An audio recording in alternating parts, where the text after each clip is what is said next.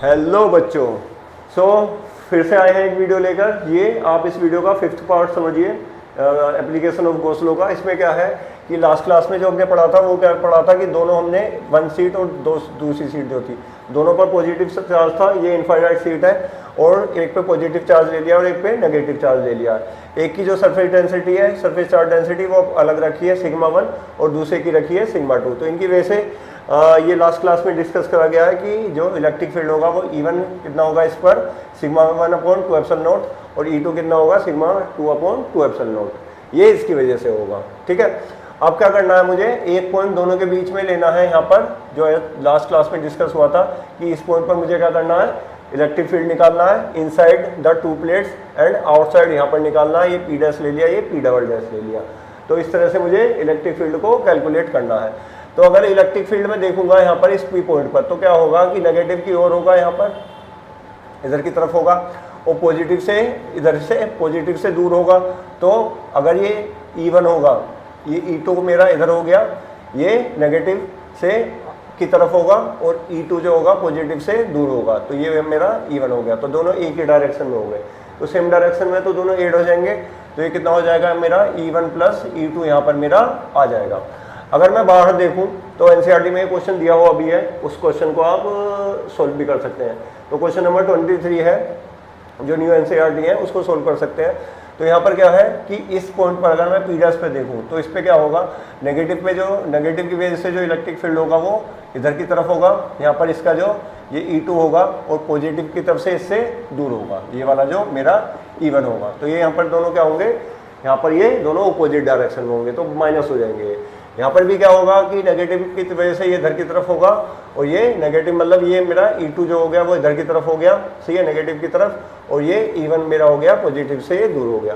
तो यहाँ पर भी कितना हो जाएगा, ये E1 माइनस E2, मैं सपोज कर रहा हूँ कि E1 बड़ा है तो E1 माइनस E2 हो जाएगा। यहाँ पर भी सपोज कर रहा हूँ कि E1 बड़ा है तो E1 माइनस E2 यहाँ पर हो जाएगा।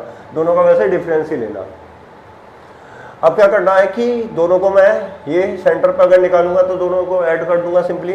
तो टोटल जो इलेक्ट्रिक फील्ड होगा, क्योंकि वेक्टर क्वांटिटी है तो इलेक्ट्रिक फील्ड को अगर ऐड करूंगा तो वो कितना हो जाएगा E1 प्लस E2। आप इसके ऊपर वेक्टर भी लगा सकते हैं। यहाँ पर मैं नॉर्मली सिंपली आपको यहाँ पर सोल्व करके दिखा रहा हूँ कि कितना होगा। तो E इक्वल टू कितना होगा, E1 प्लस E2 हो जाएगा मेरा, जो कहाँ पर होगा मेरा इस सेंटर पर, यहाँ पर दोनों ऐड हो जाएंगे।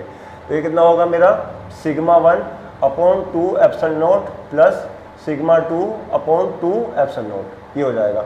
और टोटल जो यहाँ पर आ जाएगा ये आ जाएगा एट पॉइंट P पर, जो यहाँ पर मिडिल में है।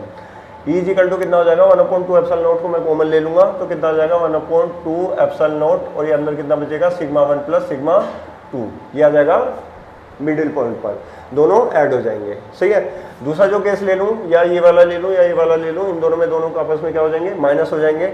अगर सपोज करो कि दोनों पॉइंट मैंने सेम डिस्टेंस पे लिए हैं तो दोनों की तरफ क्या होगा, वो सेम डिस्टेंस पे दोनों सेम ही होंगे। ठीक है। तो किसी भी अगर एक पॉइंट के लिए मैं निकालूँ, P डैश के लिए अगर मैं निकालूँ तो एट पॉइंट P डैश पर वो कितना हो जाएगा, सेम कितना होगा, माइनस करूंगा और 1/2 एप्सिलॉन नॉट को मैं यहाँ पर कॉमन ले लूंगा।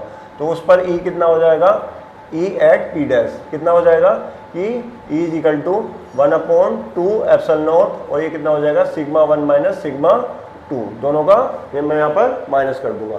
अब क्या है कि अगर सपोज कीजिए कि दोनों के दोनों सेम मटेरियल की हैं और दोनों की जो सरफेस चार्ज डेंसिटी है दोनों के ऊपर क्या है, सेम है, तो फिर मैं क्या करूंगा कि वही कंडीशन रखूंगा यहाँ पर, स्पेशल कंडीशन की sigma 1 is equal to sigma 2 is equal to कितना आ जाएगा मेरा, यहाँ पर सिग्मा आ जाएगा, दोनों आपस में मेरी सेम है। तो उस कंडीशन में क्या होगा, जो ऐड मिडिल पॉइंट पर है ये दोनों क्या हो जाएंगे, ऐड हो जाएंगे, और ये वाले दोनों क्या हो जाएंगे मेरे, ये माइनस होकर ये कितना आ जाएगा 0। तो सेम अगर मैं स्पेशल कंडीशन देखूं तो स्पेशल कंडीशन यहाँ पर एट पॉइंट P पर मिडिल में कितना होगा, जो E नेट होगा यहाँ पर E नेट कितना हो जाएगा, दोनों को मैं यहाँ पर ऐड कर दूंगा तो 1/2 एप्सिलॉन नॉट, और ये कितना हो जाएगा sigma plus sigma, sigma plus sigma 2 sigma हो जाएगा।